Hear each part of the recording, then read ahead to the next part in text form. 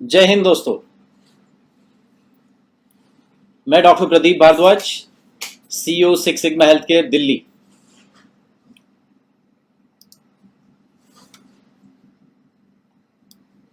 आई hope मैं आप सबको पूरा अच्छे तरीके से विजिबल हूं, दिख रहा हूं मैं आपको। आप लिखिए, आप कहां से हैं, किस हॉस्पिटल से हैं। Very good, very good.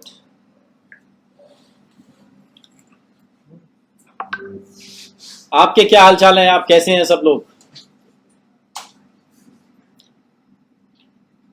मैं फिर से आप सबको जय हिंद करता हूं, six sigma health care Delhi की तरफ से। आप सब लोग फिट और फाइन होंगे। Very good. आज हम बात करेंगे एनएबीएच की, और एनएबीएच के भी 5th एडिशन की बात करेंगे। देखिए दोस्तों, क्या है, आज मेरी जो ये प्रेजेंटेशन है वो जनरलाइज प्रेजेंटेशन नहीं है, एक टेक्निकल प्रेजेंटेशन है। और हो सकता है जो लोग सिर्फ हॉस्पिटल एंड हेल्थ केयर के हैं उनको ये समझ में आए। मैंने अपनी तरफ से इसको बहुत ही सिंपल से सिंपल तरीके से करने की कोशिश की है। टाइम की लिमिटेशंस भी हैं, तो टाइम की लिमिटेशन को ध्यान में रखते हुए हमने कोई भी इसके अंदर हम लोग आपके सवाल जवाब नहीं लेंगे। आपका कोई भी क्वेश्चन हो, कोई भी क्वेरी हो, चाहे आपको जो मैं प्रेजेंटेशन दिखा भी रहा हूं, आपको जो भी क्वेरी हो आप हमको मेल करिएगा, आपको मेल से मिल जाएगा और मेरी पूरी टीम इसके पीछे काम करेगी। आपको इमीडिएटली रिस्पांस मिलेगा ईमेल आईडी का। आप मेरा ईमेल आईडी नोट कर सकते हैं, sixsigmahealthcare@gmail.com, sixsigmahealthcare@gmail.com। देखिए दोस्तों, एनएबीएच जो है ना, हमारी कंट्री का एक इकलौता ऐसा एक्रीडेशन है जिसके ऊपर हम प्राउड फील करते हैं। NABH is the pride of the nation. सबसे पहला क्वालिटी एक्रीडेशन एनएबीएच है, जो कि क्वालिटी काउंसिल ऑफ इंडिया के अंडर में काम करता है। और मैं अप्रिशिएट करता हूं एनएबीएच की पूरी टीम को, जिन्होंने इतनी मेहनत से अपना पूरा टाइम लगा करके पूरे रिसोर्सेज के साथ एक इतनी वैल्यूएबल, नॉलेजेबल और मैं कह सकता हूं लेटेस्ट क्वालिटी एक्रीडेशन स्टैंडर्ड्स को लेके आए हैं। एनएबीएच 5th एडिशन, जैसा कि आप सब जानते हैं कि एनएबीएच हर 4 साल में अपने स्टैंडर्ड चेंज करता है। मैंने 2007 में अपना एनएबीएच एसएसआर कोर्स किया। उस टाइम पे मैं इंडियन स्पाइनल इंजरी सेंटर, जो कि वसंत कुंज में है, वहां पर डिप्टी मेडिकल सुपरिंटेंडेंट होता था। वो उस टाइम का सेकंड बैच था। और कोरोना के टाइम पे ये सबसे बेस्ट टाइम है कि आपको अपने ऊपर इन्वेस्टमेंट करने का टाइम मिल रहा है। एक नॉलेज सेशन है। इस नॉलेज सेशन में आपकी जो भी क्वेरीज होंगी आप हमको मेल कर सकते हैं।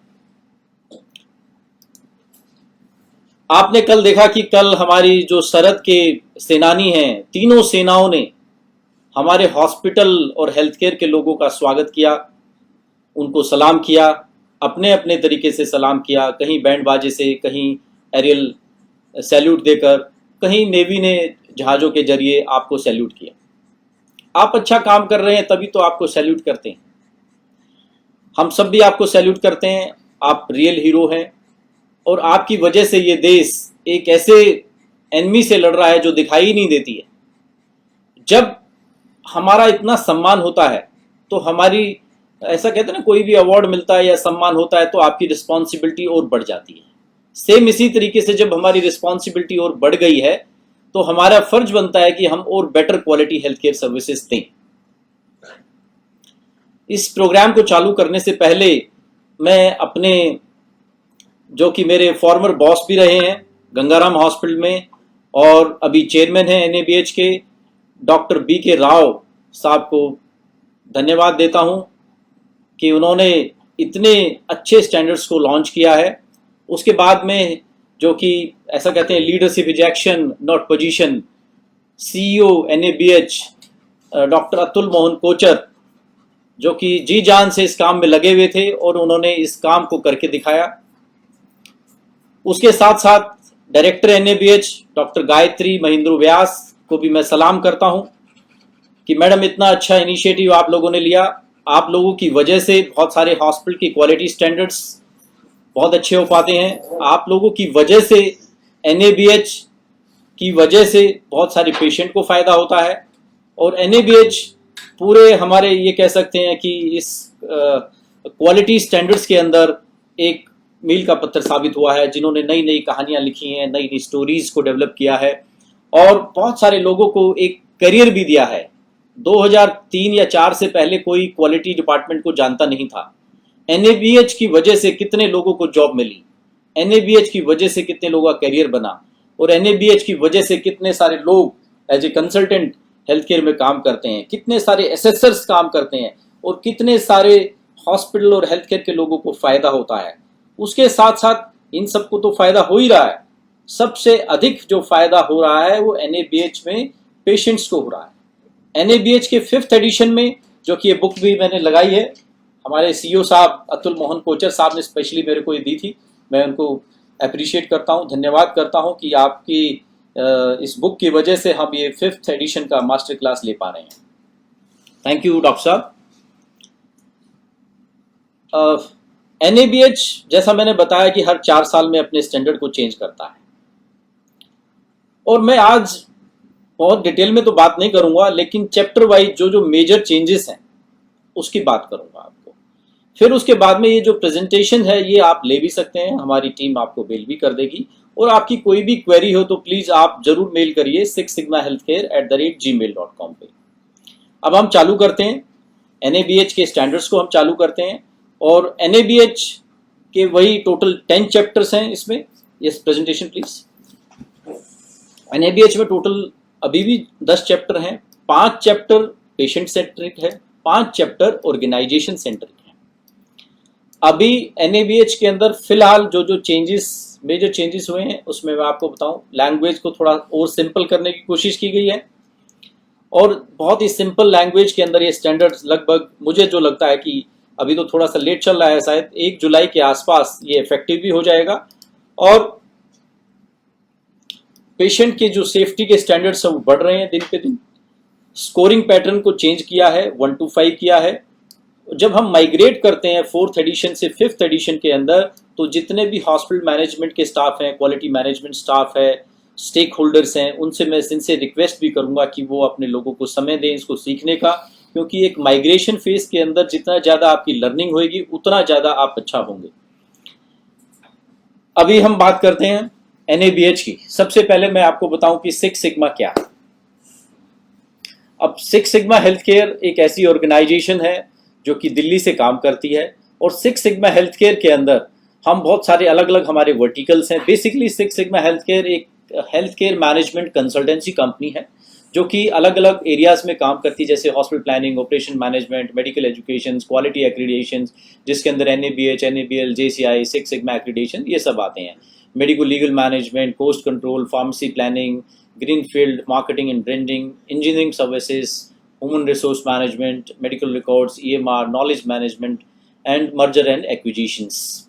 अभी 6 सिग्मा हेल्थ केयर के अलग अलग हमारे पास में बहुत ही पावरफुल बोर्ड मेंबर है हमारा 6 सिग्मा हेल्थ केयर का, और ये बोर्ड मेंबर को मैं आपको एक बार दिखाना भी चाहता हूँ। हमारे इस बोर्ड के अंदर अलग अलग इसमें लोग हैं, जैसे कि हमारे पास मेंबर ऑफ पार्लियामेंट भी बोर्ड मेंबर है, डॉक्टर किरत सोलंकी हैं हमारे पास में, chairman DS Rana Gangaram hospital हैं, एक्स डायरेक्टर हैं MC मिश्रा साहब हैं, एयर मार्शल पवन कपूर साहब हैं जो कि NABH के अंदर मैं कह सकता हूँ एक फाउंडर मेंबर हैं, डॉक्टर बयोत्रा, डॉक्टर राय, डॉक्टर रजत, IAS IPS, बहुत सारे लोग ऐसे हैं जो कि हमारे इस बोर्ड ऑफ एडवाइजरीज का पार्ट हैं।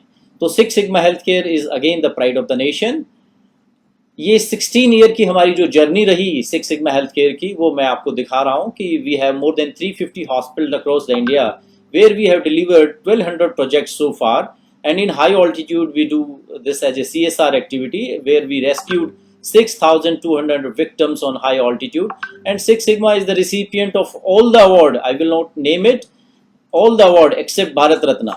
And we have done lots of publication, research publications. We have a magazine also. We have institutions now name by the name of Global Institute of Healthcare Management, where we offer 45 courses. And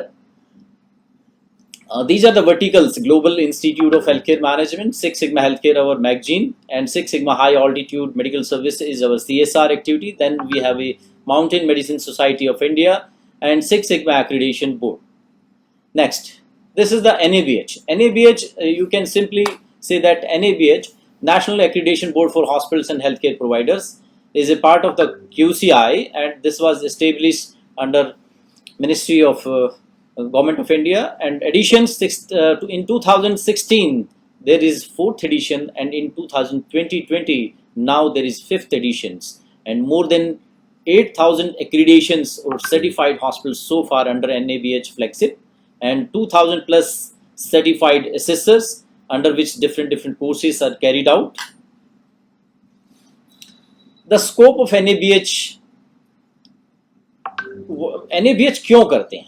बहुत सारे लोग पूछते हैं क्यों करते हैं। Hospital के अंदर क्वालिटी सिस्टम को मेंटेन करने के लिए, क्वालिटी को इम्प्रूव करने के लिए, education and training for the quality and patient safety, recognitions, and it's one of the, you can से, the benchmark of the quality. Basic principle of accreditation is a teamwork, right? It's structural basis, process and their outcome, and the focus is based on the patient care and the patient safety. This is the change in NABH structure.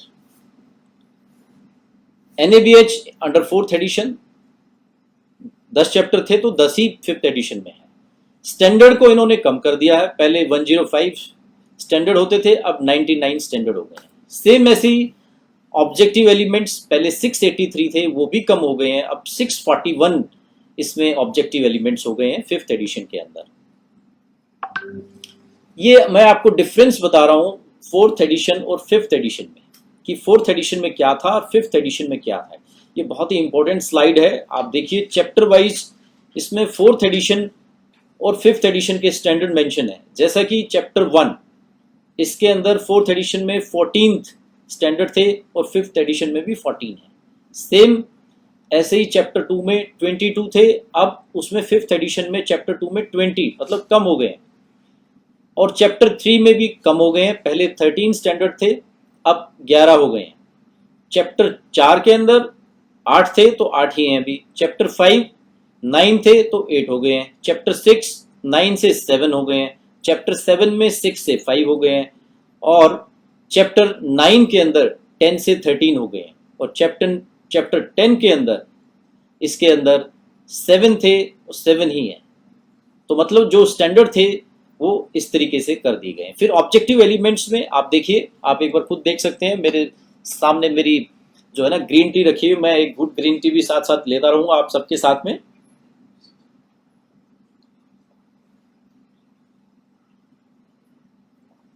Very good. चलिए, आप note भी कर सकते हैं, हम आपको mail भी कर देंगे प्रेजेंटेशन.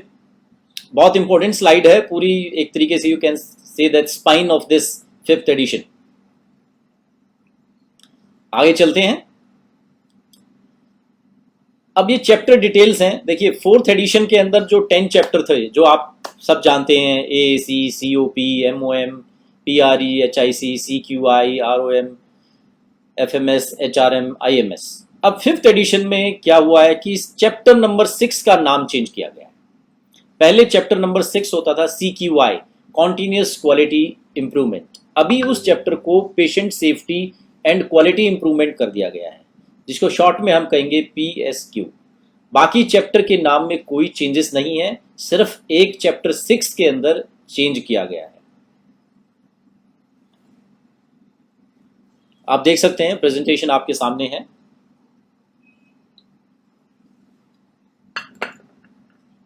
आगे चलते हैं. अब चैप्टर 1, अब इसमें चेंज क्या किया गया है? Access assessment and the continuity of the care, AAC. मैं चैप्टर वाइज आपको बताऊंगा कि चैप्टर वाइज मेजर चेंजेस क्या क्या किए गए हैं। ऐसा नहीं है कि सारे चेंजेस मैं आपको आधे घंटे में बता सकता हूं, दिस इज नॉट पॉसिबल, लेकिन जो जो मेजर चेंजेस हैं वो मैं आपको बताने की कोशिश करूंगा। Scope of health care services of each department is defined in the form of brochure. अब आपको ब्रोशर बनाना है, जितने भी आपके स्कोप ऑफ डिपार्टमेंट होंगे अलग अलग। दूसरा, organisation has a documented registration process for the day care patient. तीसरा, आपको डिस्प्ले करना है आपकी इंफॉर्मेशन को वेबसाइट के ऊपर, जो भी आपका रजिस्ट्रेशन का या आपका एडमिशन का जो भी प्रोसेस है। जो कुछ लोग मेडिकल डायरेक्टर सीईओज में देख पा रहा हूँ इस प्रेजेंटेशन को देख रहे हैं, आप भी साथ साथ अपना नोट करते रहिए कि आपको इमीडिएट इस प्रेजेंटेशन के बाद क्या आपका एक्शन प्लान रहेगा। ऐसा कहते हैं कि discussion without decision is the waste of time, money and the resources. तो keep ready your pen and your paper, keep writing what is to be done immediately.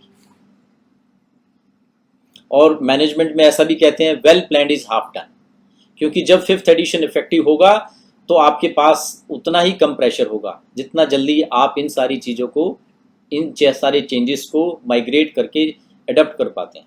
आगे चलते हैं हम लोग। Initial assessment of the day care patient, एक standard format आपको इसका बनाना है। उसके बाद चेकलिस्ट बनानी है आपको कंप्लीट डे केयर की। तीसरा इसमें पॉइंट है कि स्पेशल डिस्चार्ज नीडी, उसके प्रोसेस को आइडेंटिफाई करना है आपने। Care giver perform reassessment within the scope of the practice and registration as applicable as per the law and the regulation. अब आप सब जानते हैं कि health is not a national subject, health is a state subject. जो जिस state के जो भी रूल रेगुलेशंस या लॉ होते हैं उसके हिसाब से आपने इसको बनाना है। फिर लैब इंचार्ज के लिए identify suitable personal to report critical results. आगे चलते हैं। क्लिनिकल पैथोलॉजिकल मीटिंग्स आपको इसमें करनी है, जिसके अंदर आप अलग अलग, जैसे हिस्टोपैथोलॉजिकल रिपोर्ट्स हैं, क्लिनिकल रिपोर्ट्स हैं, लैब की रिपोर्ट्स है, उसकी क्वालिटी इंप्रूवमेंट से रिलेटेड आप लोग यहाँ पर क्या कर सकते हैं। क्वालिटी एश्योरेंस प्रोग्राम, जिसके अंदर आपका इंक्लूड होगा इमेजिंग प्रोटोकॉल्स होंगे। This ensure that optimum image quality and minimum possible dosage of the patient. Next इसमें है appropriateness of the investigations and the procedure for the clinical indications. जैसा कि आप इसमें देख पा रहे हैं कि मतलब आपको अप्रोप्रिएट इन्वेस्टिगेशंस के ऊपर ही बात करनी है। Then the organisations conduct and clinical radiological meeting for the correlation of the imaging results and referring clinic and uses the same as a tool to improve the quality of its imaging results. Next है patient are screened for the safety oblique risk before imaging। जैसा आपने एक बार देखा था ना कि किसी MRI machine के अंदर कोई पेशेंट स्टकअप हो गया था, तो उससे पहले आपको रिस्क एनालिसिस करना है। रेफरल पेशेंट्स जो भी हैं डिपार्टमेंट के हैं, स्पेशलिटीज के हैं, उनकी आपके पास में रिटन गाइडेंस होनी चाहिए। नेक्स्ट पॉइंट है आपको टाइमलाइन डिफाइन करनी है, जैसे आपकी लैब की है, रेडियो की है, ओपीडी वेटिंग टाइम की है। पेशेंट को उस तरीके से आपने फिर इन्फॉर्म भी करना है। डिस्चार्ज को ऐसा नहीं कि डिस्चार्ज पहले कह देते थे हो गया कर दीजिए, 1 घंटे पहले कह दिया, 2 घंटे पहले कह दिया। No, discharge is to be planned at least 24 hour in advance. आपको ऑर्गेनाइजेशन को डिफाइन करना है time taken for the discharge. Time taken for the discharge is monitor for the delay. कितना आपने डिले किया। कई हॉस्पिटल्स में इस तरह की प्रैक्टिसेस होती हैं कि डिस्चार्ज एक बार अनाउंस कर दिया, उसके बाद बहुत सारा टाइम लग जाता है पेशेंट को डिस्चार्ज होने में, उसकी मेडिसिन रिटर्न करने में, उसके बिल सेटलमेंट में। तो इन सारी चीज़ों के टाइम को देखते हुए आपने ये सारी चीज़ें डिफाइन करनी है। अब चैप्टर 2 की बात करते हैं, केयर ऑफ द पेशेंट। बहुत इंपॉर्टेंट चैप्टर है। देखिए chapter 2, the organization has a uniform process for the identification of the patient at a minimum. Uses of the 2 identifier, example the use of ID bands. अब ID bands patient को आप कैसे identify करेंगे, that is to be implemented. Clinical care pathway are developed. 2 clinical care pathway आपको हर साल COP के अंदर develop करना है। Organisation should have MOU, it's a very important point. आजकल देखिए बहुत सारे डॉक्टर्स भी हमारे टेलीमेडिसिन के जरिए कोविड में पेशेंट देख रहे हैं। It's a very good point that they have to sign MOU with the telemedicine services. अगर आप खुद टेलीमेडिसिन सर्विसेज देते हैं तो आपको कोई एग्रीमेंट साइन करने की आवश्यकता नहीं है, लेकिन अगर आप टेलीमेडिसिन आपके पास नहीं है और आप किसी और के माध्यम से देना चाहते हैं, then you have to sign the MOU। Next है prevention of the patient overcrowding in the emergency is planned and management measure is to be implemented. Patient waiting in the emergency are reassessed as appropriate for the changes in the status. Organization has access to the ambulance services commensurate with the scope of the services provided by it. During the CPR, team member have a clear understanding of their role and the responsibility. अब CPR करने के लिए कई लोग होते हैं, अब उनको क्लियर कट रोल पता होना चाहिए कि वो A क्या करेगा, B क्या करेगा, C क्या करेगा, D क्या करेगा। आगे चलते हैं। Clinical audit of the different departments by the procedure is to be carried out. Quality assurance program is to be implemented. This involves all the aspect and the functioning in the blood bank. The organization is to upgrade physical infrastructure to meet the national and international guideline for ICU and the HDU. Care pathway are developed for the rehabilitative services. This will be based on the evidences or sound clinical practices. Development of the care pathway is continuous process. Chapter 3 की बात करते हैं, जो कि totally medication of management से related, management of medication से related है।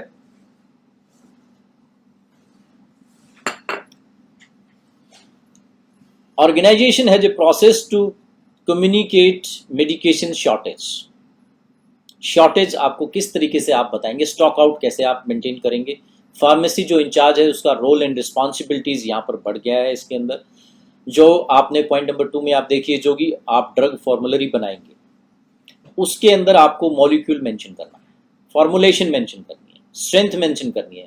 पहले आप क्या था, सिर्फ brand name, generic name, company, ये सारी चीजें मेंशन कर देते थे, लेकिन अभी आपको मॉलिक्यूल, फॉर्मुलेशन और उसकी स्ट्रेंथ भी मेंशन करनी है।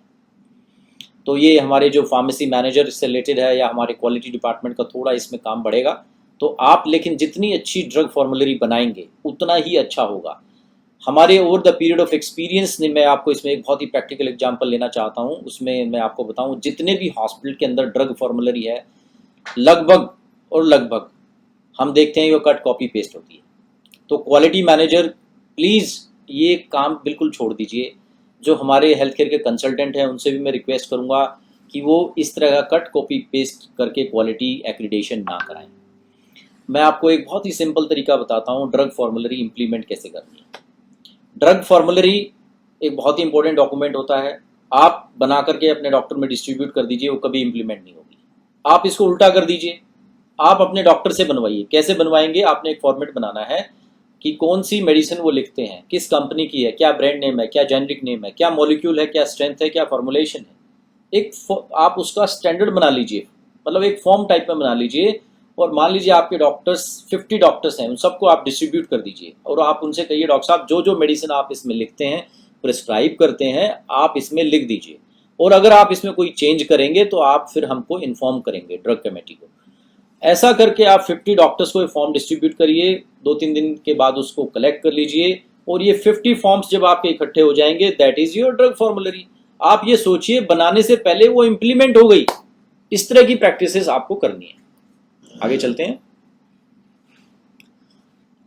All the drugs is to be stored as per the manufacturer requirement. अब आप देखिए बहुत सारे लोग, आपने कभी रैपिड किट के बारे में पढ़ा है? रैपिड किट पे क्या इंस्ट्रक्शन लिखी है, क्या टेम्परेचर होना चाहिए? लोग उसको धड़ल्ले से ऐसे भेजे जा रहे हैं, कार्गो से भेजते हैं, कोरियर से भेजते हैं उसको। उसके अंदर एक टेम्परेचर मेंटेन करना होता है। आप टेम्परेचर मेंटेन कर रहे हैं? कोई भी नहीं कर रहा, किसी को पता ही नहीं है। तो that is to be implemented. आपके जो इम्प्लांट से रिलेटेड है, सबसे बड़ा झोल हेल्थ केयर के अंदर है इम्प्लांट। मैं आपको बताता हूँ, सबसे बड़ा झोल है क्योंकि मैंने खुद 10 साल अपोलो फोर्टिस गंगाराम में काम किया है।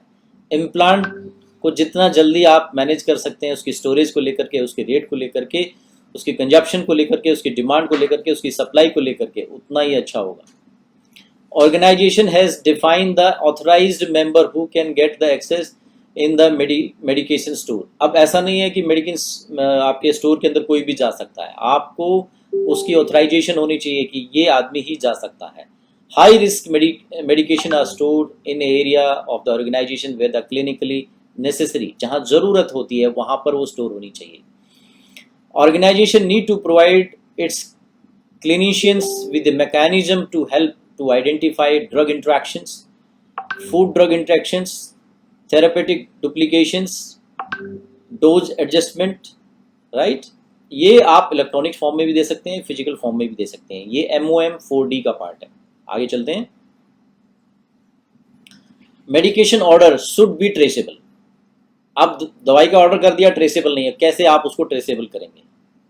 नेक्स्ट इसमें है रिटर्न ऑफ द मेडिसिन्स। किस तरीके से आपकी जो मेडिसिन्स है वो रिटर्न होंगी, वापस करेंगे आप लोग फार्मेसी के अंदर, उसकी return guidance is to be there. Strength is verified from the order before administration. दवाई देने से पहले उसकी स्ट्रेंथ को वेरीफाई करेंगे, स्ट्रेंथ को वेरीफाई करेंगे, that is to be documented. And here next is the catheter and tubing misconnections during medications. This is come under MOM 7H. The organization has a designated medical officer to prescribe the narcotic drugs. अब narcotic drugs ऐसा नहीं है कोई भी prescribe कर दे, आपको एक medical officer को आइडेंटिफाई करना है, he or she can prescribe. Narcotic drugs and psychotropic substances, chemotherapeutic agents and radioactive agents, drugs are stored under safely and securely under MOM 9C. Then chapter 4 PRE, patient rights and the education. अब मैं पुराने standards की तो बात नहीं कर रहा हूँ, 3rd एडिशन या 4th एडिशन की बात नहीं कर रहा हूँ, 5th एडिशन की बात कर रहा हूँ। The organization shall respect the decision of the patient and the family on second opinion. अगर पेशेंट की कोई सेकंड ओपिनियन लेना चाहता है, वो चाहता है कि किसी दूसरे को दिखाएं, तो आपको कोई ऑब्जेक्शन नहीं होनी चाहिए इसके ऊपर। Patient and the family member are provided multi disciplinary counselling, अलग अलग काउंसलिंग, अलग अलग लेवल की counsellings.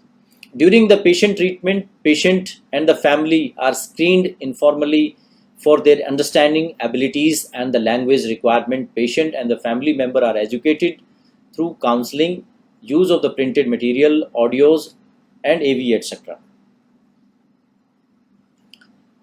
Patient and the family are educated on the different pain management techniques when appropriate. The key component of pricing, namely consultation charges, bed charges, nursing charges, security deposits are displayed near the registration or admission desk. Chapter number 5 Hospital Infection Control. अब देखिए पूरे world के अंदर एक छोटे से micron size के एक वायरस ने पूरी दुनिया को रोक रखा है। अब आपको कोविड के साथ हॉस्पिटल को चलाने की, सीखने की आदत डालनी पड़ेगी। ऐसा नहीं कि कोविड एकदम जीरो हो जाएगा, कोरोना वायरस खत्म हो जाएगा, नहीं, अगले कुछ साल ये रहेगा, उसके साथ जीने की आदत हमको डालनी है। उसके साथ ही हमको पेशेंट केयर, उससे रिलेटेड एक्टिविटीज़, उससे रिलेटेड स्टाफ केयर, उससे रिलेटेड पीपीई के ऊपर फोकस करना है। जब पीपीई, आज पीपीई एक कॉमन से कॉमन आदमी जानता है, और अगर उसके बावजूद भी हमारा health care staff health care का होते हुए भी पीपीई यूज़ नहीं करता है, तो it's beyond my imagination, beyond my control. Chapter 5 की बात करते हैं, HIC। The organization Hospital Infection Prevention and the Control Program identify high risk activities and has written guidance to prevent the manage the infection for these activities. Infection control assessment tool is to be there under the CDC and the activities of the community. Community के साथ जो जो आप activities कर रहे हैं, अब suppose करिए आप किसी एरिया में आप जाते हैं, वहाँ पर आप PPE बांटने जा रहे हैं, आप वहाँ पर हेल्थ चेक करने जा रहे हैं, आप वहाँ पर कोई फ्री डिस्ट्रीब्यूशन के लिए जा रहे हैं या हेल्थ अवेयरनेस टॉक के लिए जा रहे हैं, तो all these activities to be under special care means implement information, education and communications. आगे चलते हैं.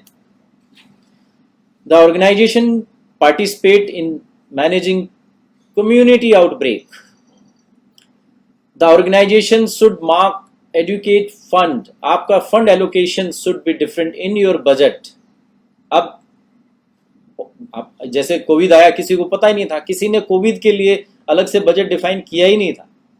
लेकिन इस तरह के जो भी आउटब्रेक होंगे, जो भी पेंडेमिक हैं, एपिडेमिक्स हैं या कोई डिजास्टर है, बहुत सारे हॉस्पिटल में कम देखने को मिलता है कि वो डिजास्टर मैनेजमेंट का फंड अलग से रखते हैं. The organization design and implementations a plan to reduce the risk of the infection during construction and the renovations. Risk analysis आपको करना है जब आप कोई भी कंस्ट्रक्शंस करेंगे या रेनोवेशंस करेंगे उससे पहले, और पीरियोडिक सर्वेलेंस करना है आपकी रिस्क एक्टिविटीज का. ये HIC 6C का पार्ट है. आगे चलते हैं हम लोग. Occupational health and the safety and the practices is to be there, and the organization implement work restrictions for the healthcare provider with transmission infection. Chapter 6. अब पेशेंट सेफ्टी, क्वालिटी इंप्रूवमेंट, ये chapter change किया गया है, इसका नाम change किया गया है, कुछ इसमें चीज़ें भी चेंज की गई हैं. इसको PSQ बोलेंगे अब. Designated patient safety officer. अब आपको देखिए क्या है, एक पेशेंट सेफ्टी ऑफिसर रखने की जरूरत पड़ेगी.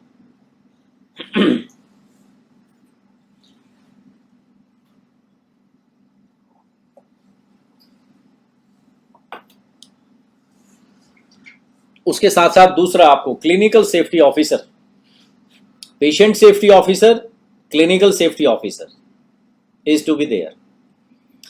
The patient safety is reviewed at regular predefined interval as defined by the organization in the safety manual, but at least once in every 3 months.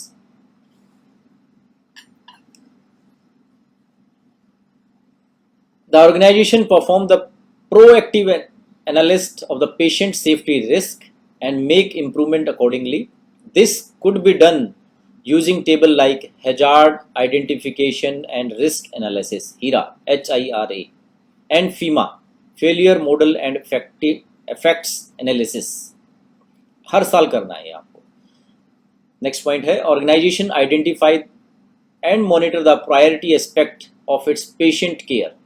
Patient care के लेकर के आपके कौन कौन से प्रायोरिटी एस्पेक्ट्स हैं उसके ऊपर आपने फोकस करना है.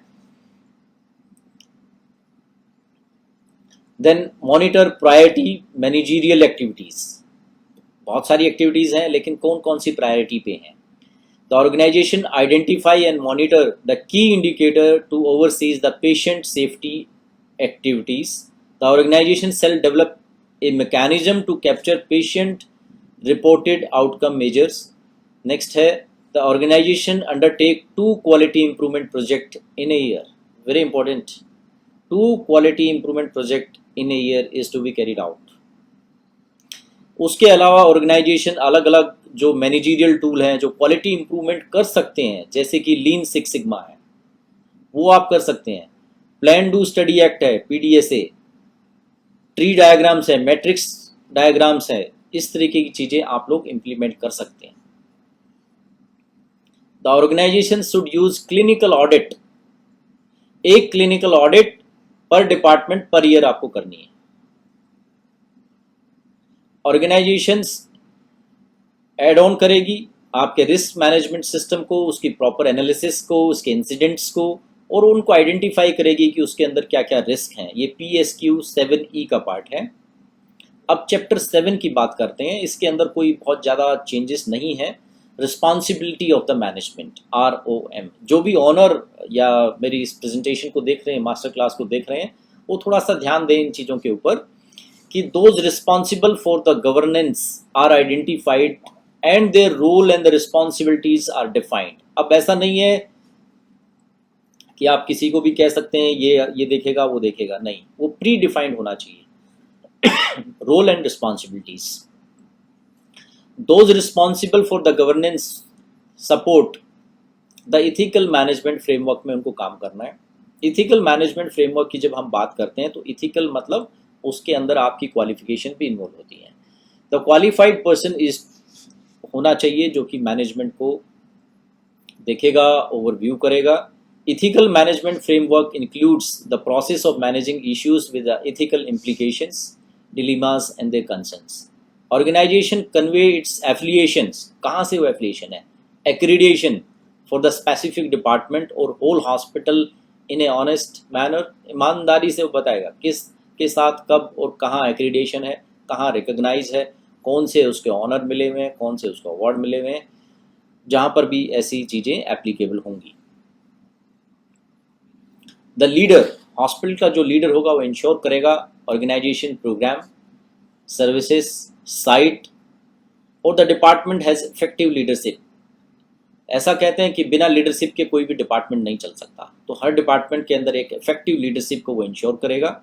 The functioning of the committee is reviewed for their effectiveness. This shall be done by the management under the ROM 4D. System and process are in place for change of management. Change may be operational, financial or departmental.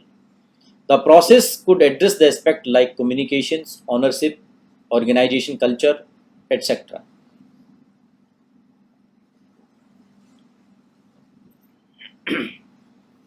Management ensure करेगा strategic planning, risk management को लेकर के। Further quality improvement should be done in a management aspect. This is ROM 5C. अब chapter 8 की बात करते हैं हम लोग। चैप्टर थोड़ा टाइम ज़्यादा हो रहा है लेकिन हम लोग इसको पूरा कंप्लीट करेंगे। Chapter 8 FMS, facility management and safety. Facility inspection round is to be ensure the safety are conducted at least once a month. Before construction, renovation or expansion, risk assessment is to be carried out. Operational planning identify area which need to have extra security and describe the access of the different area in the hospital by staff, patient and the visitor. Organization conduct electrical safety audit for the facility. Electrical safety audit भी आपको अब करनी है। Competent personnel operate, inspect, test and maintain equipment and the utility system. Downtime for the critical equipment breakdown is to be monitored for the reporting. Written guidance, support and equipment replacement, identification of the unwanted material and the disposal. There is a monitoring of the medical equipment and the medical device related to adverse event. कोई adverse event हो जाता है तो या कोई recall करना हो तो. The organization has a service continuity plan in case of there is any fire or non-fire emergencies. Human resource management, HRM, this is chapter 9. Organization has a contingency plan to manage long, short-term and workforce shortages, including unplanned shortages. Exit interview is to be conducted and used as a tool to improve the HRM. अब exit interview आपने ले लिया। Exit interview मान लीजिए कोई कहता है कि ये चीज़ ऐसे नहीं होती है, यहाँ इस चीज़ का सिस्टम नहीं है।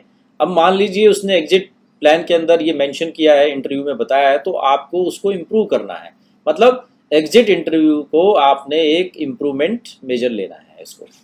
Organisation define and implement the code of conduct for its staff. The code of conduct should outline the dos and don't for the staff behaviour at the work place.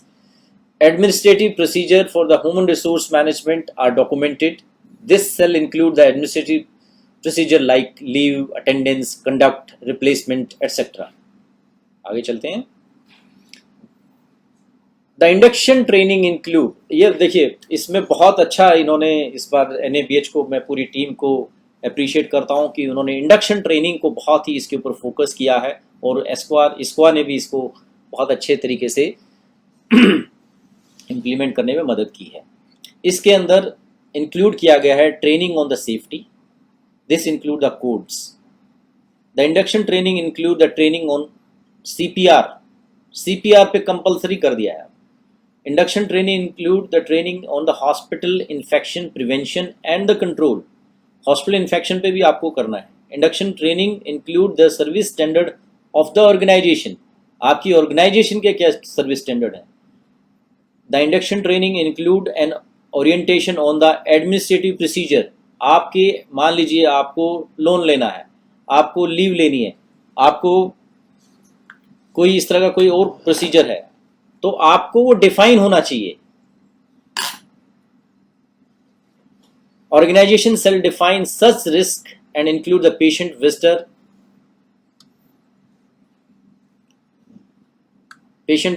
and the staff related to risk.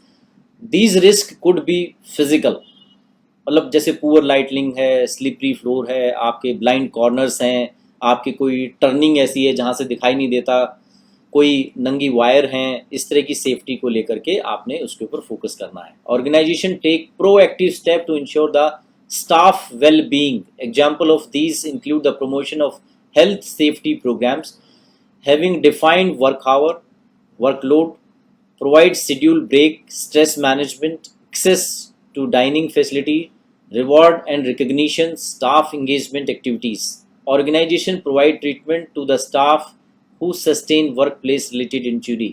आपको अपने work place पे कोई injury हो जाती है तो organisation उसका treatment provide करे। Organization has a measure to place for the prevention and handling the workplace violence. Paraclinical professional permitted by law, regulation and the organization to provide patient care without supervision are identified. The education, registration and training and experience of the paraclinical, जिसमें allied health sciences आता है, are appropriately verified, documented and updated periodically. Paraclinical professionals are granted privilege with their qualifications, training, experience and their registrations. Paraclinical professionals are also known as well as the different departments, unit and organizations. जहाँ पर भी वो होंगे तो वो आपको इनकी सारी इस तरह की एक्टिविटीज को करना है। नेक्स्ट चलते हैं, लास्ट इसमें चैप्टर है, chapter 10, IMS Information Management System. The organization define the information's need of the patient, visitor, staff management, external agency and the community. Identify information's need are captured and disseminated. The mechanism for disseminations of the patient, visitor या staff information's need could be through the website, internet information booklet, display or any signage. Contingency plan to ensure the continuity of the information captured. The organization ensure the information's resources are accurate and meet the stakeholder requirement. This include the informations on the website, brochure, newsletter, flyers and any educational material or newsletter. Ab, there is a great opportunity to learn with us.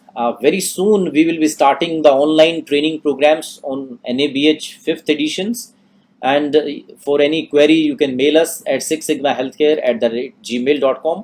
आपकी जो भी query रही हो, जो भी आप हमसे पूछना चाहते हैं, देखिए NABH 5th एडिशन के स्टैंडर्ड को हम आपको अभी नहीं दे सकते हैं क्योंकि वो अभी मार्केट में अवेलेबल नहीं है। ये मैं आपको क्लियर बता दूं, आप हमको कोई भी रिक्वेस्ट NABH 5th एडिशन को लेने की ना करें। हम आपको कोई भी स्टैंडर्ड NABH 5th एडिशन की कोई भी बुकलेट आपको इशू नहीं कर सकते हैं।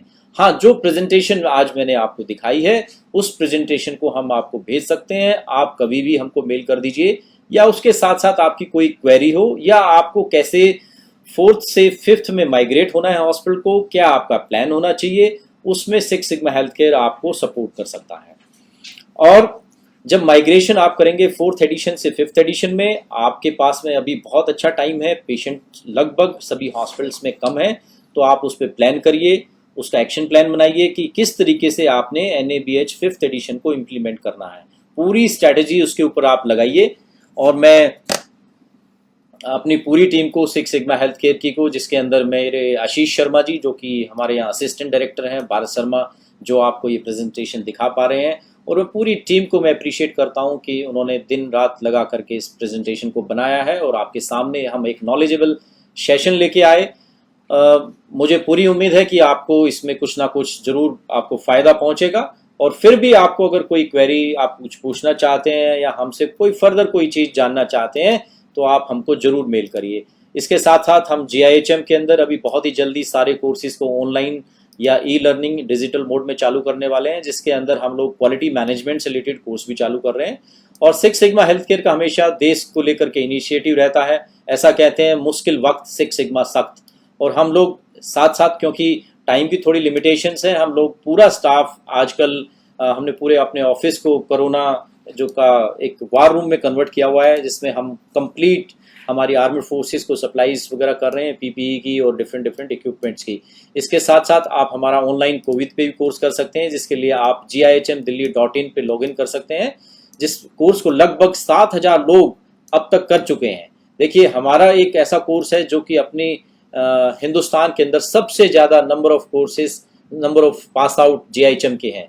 आज हम अपने उन GIHM के लोगों को, उन क्वालिटी मैनेजर को भी अप्रिशिएट करते हैं, सलाम करते हैं, और वो अपने हॉस्पिटल को इसी तरीके से आगे बढ़ाते रहिए। हमारे जो एम्बेसडर हैं लगभग सभी हॉस्पिटल्स को लीड करते हैं, और बहुत सारे ऐसे लोग भी हैं जो हमसे सीख करके हेल्थ केयर कंसल्टेंसी भी चलाते हैं।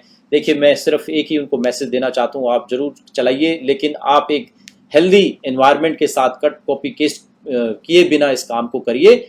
और कभी भी हॉस्पिटल के साथ में आप, because you are dealing with the question of life and death of the people, quality को लेकर के कभी भी कॉम्प्रोमाइज नहीं करना है, पेशेंट को लेकर के कॉम्प्रोमाइज नहीं करना है।